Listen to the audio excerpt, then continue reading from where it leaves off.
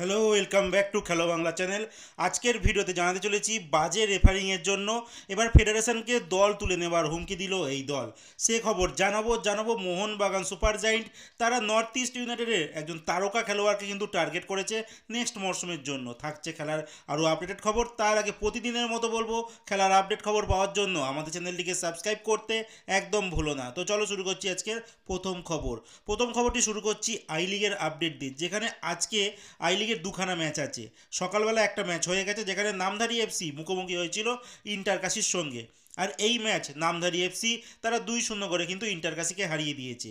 আর আমি যখন ভিডিও বানাচ্ছি সেই সময় শিলং লাজং এফসি ম্যাচ খেলছে এসসি ব্যাঙ্গালোরের সঙ্গে। তো সেই ম্যাচটি 0-0-তে চলছে, তখন কোনো আপডেট আসেনি। বাট এই মুহূর্তে পয়েন্ট টেবিল যদি বলি আই লিগের, তো সেখানে 1 নম্বর স্থানে রয়েছে চার্চিল ব্রাদার্স, 8 ম্যাচে 16 পয়েন্ট নিয়ে রয়েছে। 2 নম্বর স্থানে রয়েছে নামধারী এফসি, যারা আজকে ইন্টারকাশিকে হারালো, 8 ম্যাচে 14 পয়েন্ট। 3 নম্বর স্থানে রয়েছে ইন্টারকাশি, যারা আজকে হারলো, তারা 8 ম্যাচে 14 পয়েন্ট। আর রাজস্থান আছে 4 নম্বরে, যারা আছে 8 ম্যাচে 11। আর ডেম্পো আছে 5 নম্বরে, তারা 7 ম্যাচে 10 পয়েন্ট সংগ্রহ করেছে। এবার বলবো আইএসএলের কথা।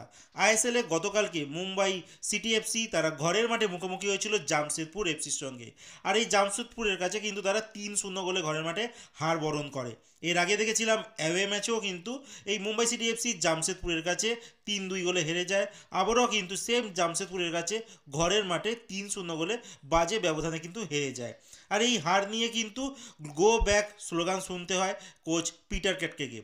তো বলে রাখি, পুরো স্টেডিয়াম জুড়েই কিন্তু গো ব্যাক ধ্বনি শোনা যায় গতকালকের এই ম্যাচটি হারের পর। তো মুম্বাই কোচ এখন কী করার সেটাই দেখি। কারণ মুম্বাই কোচ যাওয়ার সময় কিন্তু হাত জোর করে স্টেডিয়ামের দিকে কিন্তু দেখাচ্ছিল।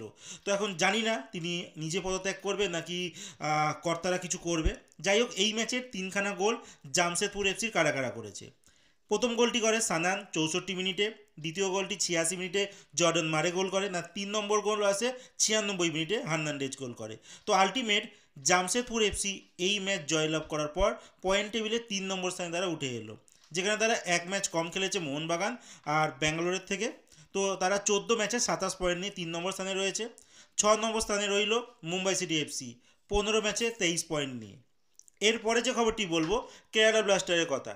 কেরালা ব্লাস্টার কিন্তু একজন খেলোয়াড় খুঁজছে, তার জন্য 2জন খেলোয়াড়কে টার্গেট করেছে। প্রবীর দাস জানো, তাকে লোন ডিলে ছেড়ে দিয়েছে এই মুম্বাই সিটি এফসিতে। আর তার জায়গায় কিন্তু নেক্সট মরশুমে বিপিন সিং মুম্বাই সিটি এফসির খেলোয়াড়, আরেকজন আছে নর্থ ইস্ট ইউনাইটেড এফসি যার জিতিন এমএস, এই দুটো খেলোয়াড়ের মধ্যে একজন খেলোয়াড়কে কিন্তু টার্গেট করছে এই কেরালা ব্লাস্টার এফসি।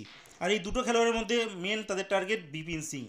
আর জিতিন এমএসকে কিন্তু শুধু কেরালা ব্লাস্টার নয়, মোহনবাগান সুপার জায়েন্টও কিন্তু এই জিতিন এমএসকে নেক্সট মরশুমের জন্য কিন্তু টার্গেট করেছে। আর এরপরে যে খবরটি বলবো, যে পাঞ্জাব এফসি তারা লাস্ট ম্যাচ খেলেছে নর্থ ইস্ট ইউনাইটেড এফসির সঙ্গে। আর সেখানে আলাদিন আজেরে নর্থ ইস্ট ইউনাইটেড এফসির খেলোয়াড়, তিনি পরিষ্কার একটা অফসাইড থেকে বলটি টেনে নিয়ে এসে গোল করতে যায়। আর এরপরও কিছু সিদ্ধান্ত অনেক এগেনস্টে যায় তাদের। আর অনেক ক্ষেত্রেই কিন্তু রেফারি শিকার হতে হয়েছে এই পাঞ্জাব এফসি, ইস্ট বেঙ্গল, আরও কিছু ক্লাবের। আর কিছু কর্পোরেট ক্লাব কিন্তু এর ফায়দা বারবার তুলছে। তো সেই নিয়ে পাঞ্জাব এফসি কিন্তু এই ফেডারেশনকে চিঠি পাঠিয়েছে। আর তারা এটাও জানিয়েছে, যদি এই জিনিসগুলো পরবর্তী সময় চলতে থাকে তারা কিন্তু দল বাধ্য হবে তুলে নিতে এই আইএসএল থেকে। কারণ তাদের যারা স্পন্সর আছে তারা ইনভেস্ট করে ভালো কিছুর আশায়। তো এরমভাবে চলতে থাকলে তাদের পক্ষে সম্ভব নয়। ঠিক তেমনি ইস্ট বেঙ্গল রবিবার রাত অবধি কিন্তু কোনো মেল পাঠায়নি ফেডারেশনকে। আর তাদের কর্তারা এইটাই জানাচ্ছে ইস্ট বেঙ্গলের, যে এর আগেও অনেকবার মেল পাঠিয়েছে কিন্তু কিছু সুরা হয়নি। আর পাঞ্জাব এফসি বলছে যে ভিএআর আনতে, আর এখনও অবধি কিন্তু তার মানে ফেডারেশনের তরফ থেকে কিছু সদুত্তর পাওয়া যায়নি। তারা শুধু একটুখানি আগেই বলেছিল যে তারা রেফারি ব্যাপারটা দেখে না, পুরোটাই এফএসডিএল দেখে। আর এই নিয়েই এআইএফএফ টেভার কেটেল, যিনি রেফারিদের হেড যিনি আছেন ট্রেনিংয়ে, তো তাকে এই ব্যাপারটি জানান। আর তিনি আজকে একটা ভার্চুয়াল একটা কিন্তু কনফারেন্স করবে সব মানে রেফারিদের মধ্যে। দেখা যাক কী সুরা হয়। আলটিমেট যেই জায়গায় রয়েছে সেই জায়গায় থাকবে। এর আগেও অনেকবার এরকম মিটিং চলছে, সেখানে আই লিগ বলো বা আইএসএল বলো, কিছু ক্লাবকে এই নিয়ে বারবার কিন্তু ভুগতে হচ্ছে তাদের রেজাল্টের জন্য। আর কিছু ক্লাব আছে যারা কিন্তু এর ফায়দা রেগুলার বেসিসে তুলে যাচ্ছে। তো আজকের মতো খেলার খবর এতটুকুই। ভালো থেকো, সুস্থ থেকো, দেখা হচ্ছে নতুন আরেকটি ভিডিওতে।